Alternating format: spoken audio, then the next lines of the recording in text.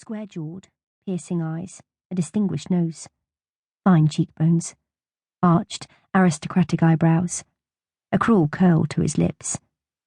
His hair was long, but tied back neatly.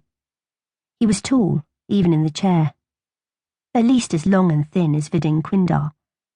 There was a refinement about him that wouldn't have been out of place anywhere on Mazaril. The white of his shirt was spotless, the leather of his waistcoat polished up like a mirror, creaking as he leaned forward in his chair. In one hand he held a multi-bar coin, tapping it against the desk. "See for yourselves," he said, moving aside some of the remaining papers to expose a handwritten sheet. "This is a breakdown of my losses over the last 10 years. The crew who died, were injured, who never came back, set against capital earnings. Casare will vouch for it." The younger man sitting next to him nodded at the ledger. "I've lost 2 scanners, 3 openers, 1 assessor, 1 integrator," Rackamore went on. "That's a normal rate of attrition for the kinds of target we go after. We've hauled into 17 baubles in that time and cracked 13 of them. I lost the integrator when a piece of 5th occupation technology turned on her." I swallowed. "That's rare, though," he went on. "Integrators normally stay on ship when my teams are working a bauble, and on ship is always the safest place to be. There's no reason for a bone reader, to leave the ship." Rackamore drew a clean, manicured finger down one of the columns on the ledger. "See for yourselves. I've never lost a bone reader."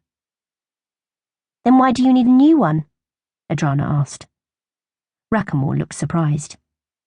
"Didn't Mr. Quindar outline our situation while he was bringing you to the docks?"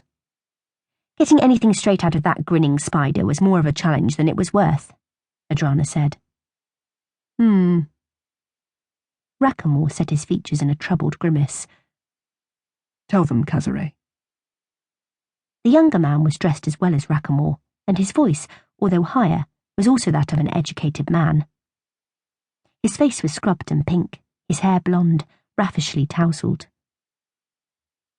"Even the best of us don't last forever in the position, Miss—" "Adrana," she answered levelly, meeting his gaze. "And I'm Arafura," I put in.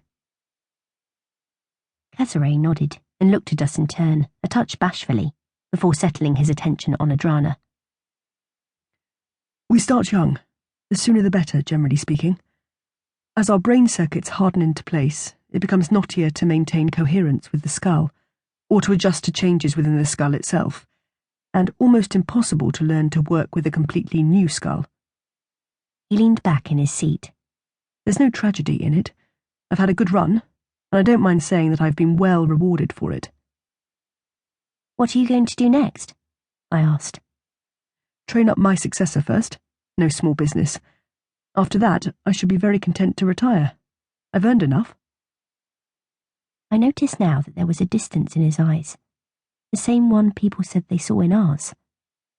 "Under someone like Captain Rackamore, on a good ship like the Manetta's Morn, 10 years is enough to set you up, provided you don't have exorbitant tastes." "We're not looking to sign on for 10 years, Adrana said.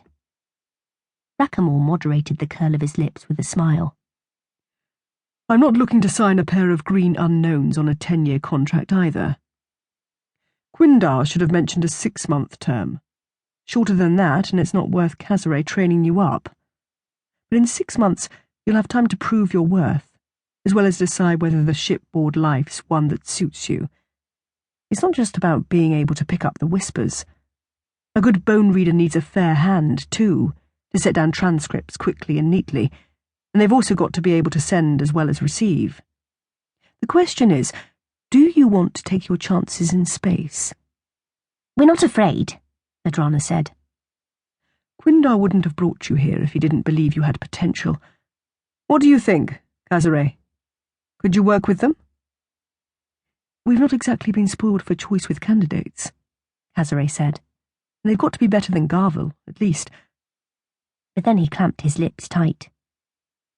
"I've heard of siblings working the bones on other ships," Rackamore said, looking at us thoughtfully, stroking the coin as he spoke. "If these two can work together..."